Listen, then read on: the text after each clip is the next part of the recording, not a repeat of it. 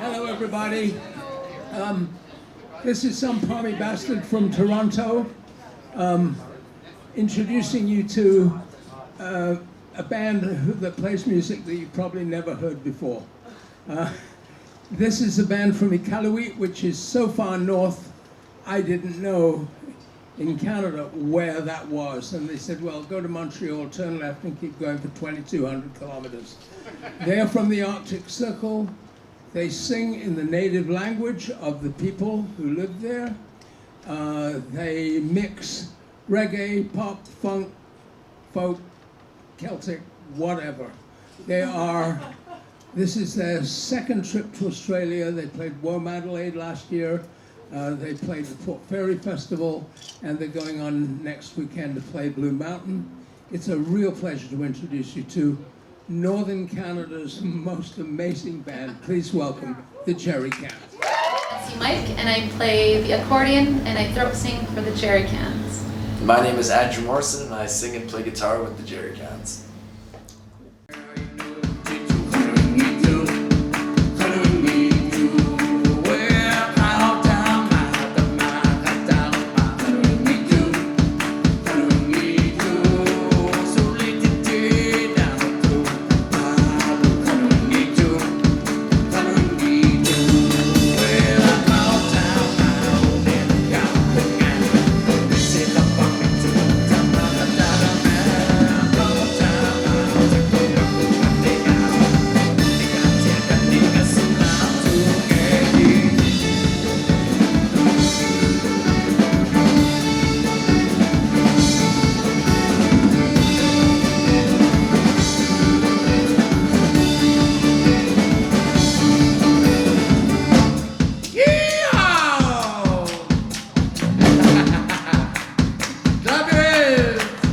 Your first interpretive word, if some of you were at Port Fairy, maybe you remember it's Aliade! Aliade! One last time, Aliade!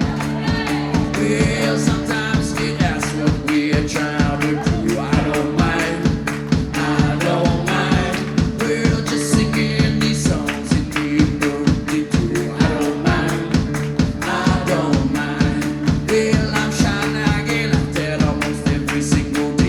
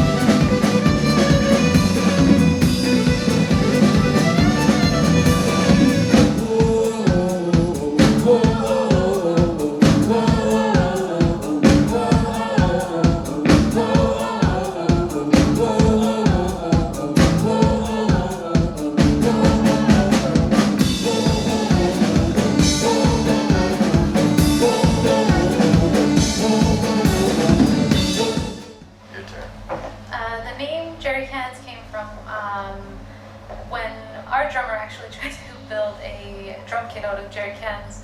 The sound was terrible, but the name stuck around, and it's kind of a metaphor for freedom in our personal perspective, where we come from, we use jerry cans often to kind of fuel up our snowmobiles or our motors in our boats. And it takes us out on the land, and we always have that freedom to just enjoy the land and have a good time, and it's yeah, that's kind of who we are. Yeah.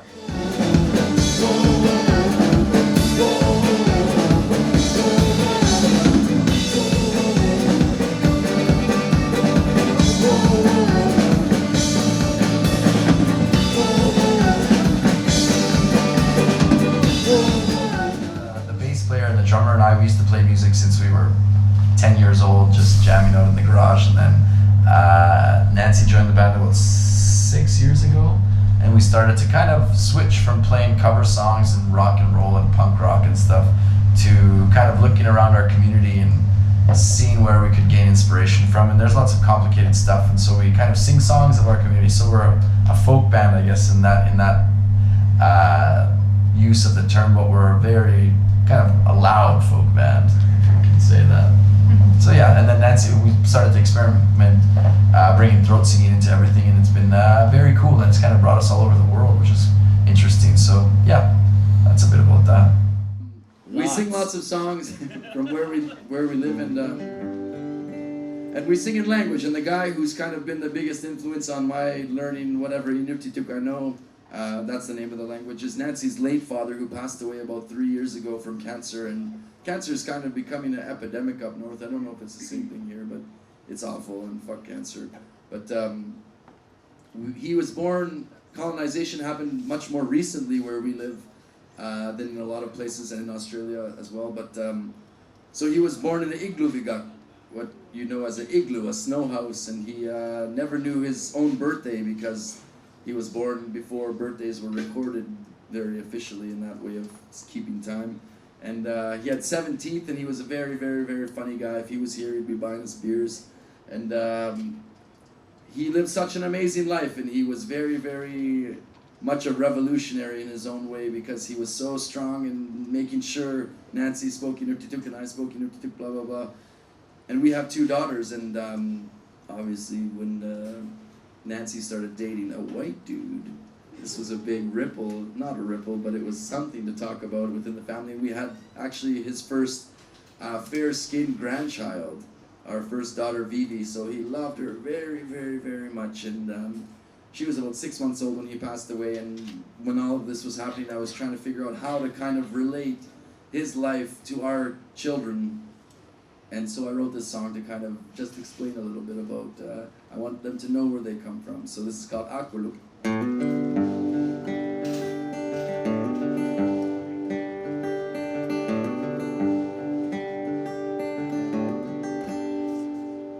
Panikulu girl, this song's for you, about a man who loved you so, the one you call it to. And though these words not his mother tongue, I choose these words so we can tell the world just where you're from.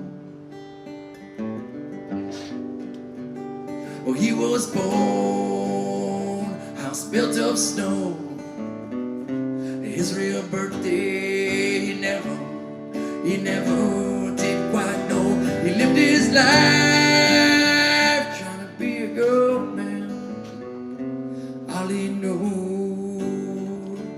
was his land. There's not much more to say, or I take my last trip down the bay with the mountains in my eyes. And all I ask is that you take me home today. All I ask is that you take me home today.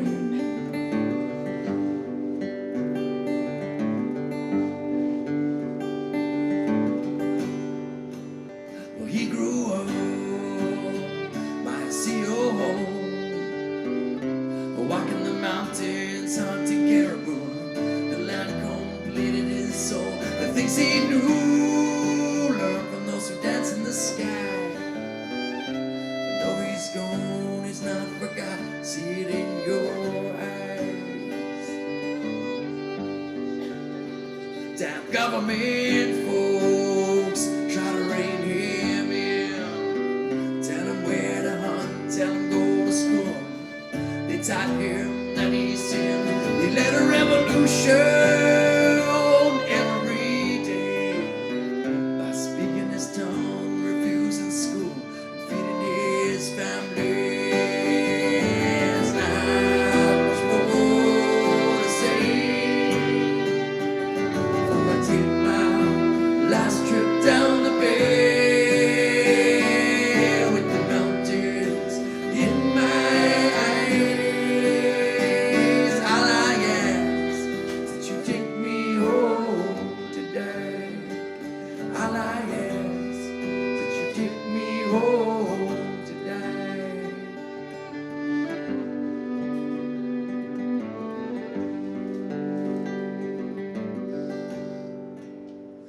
last things he said.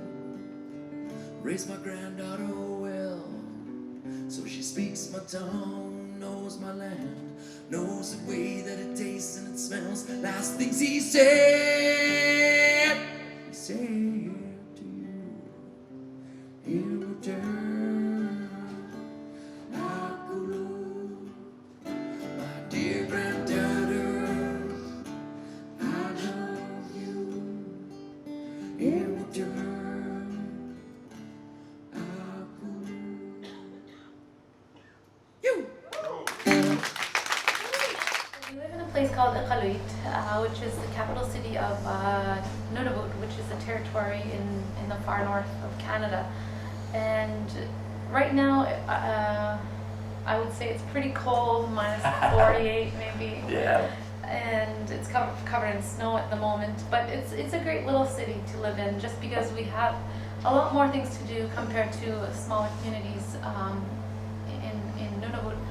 And there's lots of opportunity to play music in different venues, and you know, it's a place to kind of meet new friends and just gather together and create new music. Whenever we play in Australia and try to explain to people where we're from, we get some very shocked looking faces, and we always often flip it around because they say it's so cold and so dark and so light, and how do you do it? And then we kind of say when we're sweating it's plus 40 here, we're like, how do you live here? But so I think that humans are so adaptable, we can adapt to our surroundings, and we live in a town, it's a small town, and it has every element of a small town. The community, everybody knows each other, we support each other when times are hard, and there's lots of also negative things about a small town. It's hard to kind of see the bigger picture in the bigger world sometimes, but we love living there, and we'll raise our kids there, and it's changing fast, and it's Indigenous community that's shaped by colonization, just like lots of places in Australia, like everywhere in Australia. And so there's lots of struggles within that, and lots of people really working to figure out ways for non-Indigenous and Indigenous communities to understand each other better, and there's often lots of challenges that come out of that, and we're just part of that, and we love living there, and we love to kind of contribute to making it a better place. I find that I think people sense it, or like they can feel that we're having a great time and we're singing with this energy that, I don't know, some people have come up to us and they said, I absolutely don't understand what you're singing about, but I love the energy that you have, and that's I guess the most important part of it is that people enjoy our music or our performances, and that's all that matters.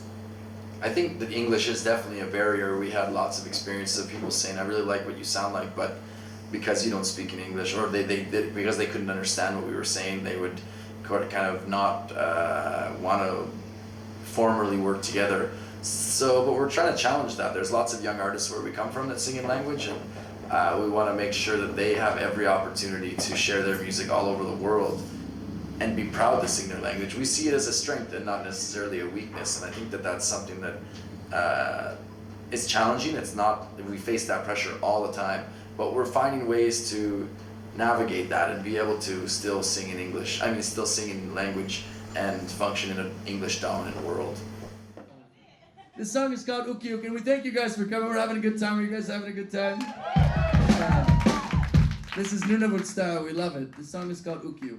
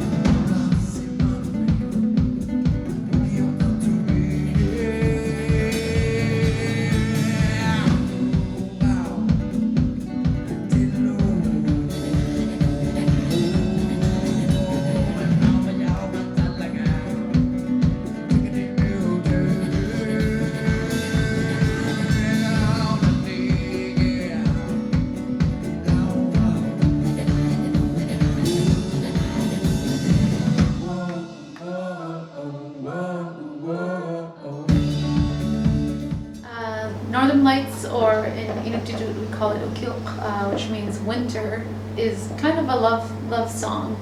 And it's kind of about being out in the cold and making sure that you're dressed warm, and that you are making sure you're taking care of your loved ones, etc. And there's like throat singing mixed into it, and I would say it's a catchy song.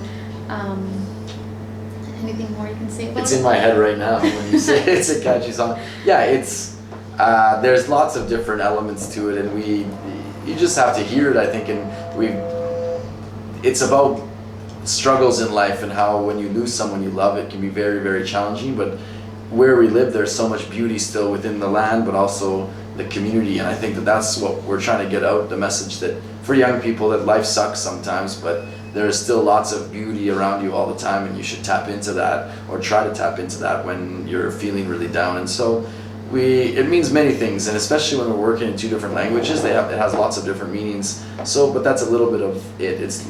We're trying to share the beauty of our hometown with people up north, but also all over the world. So that's a little bit about that too.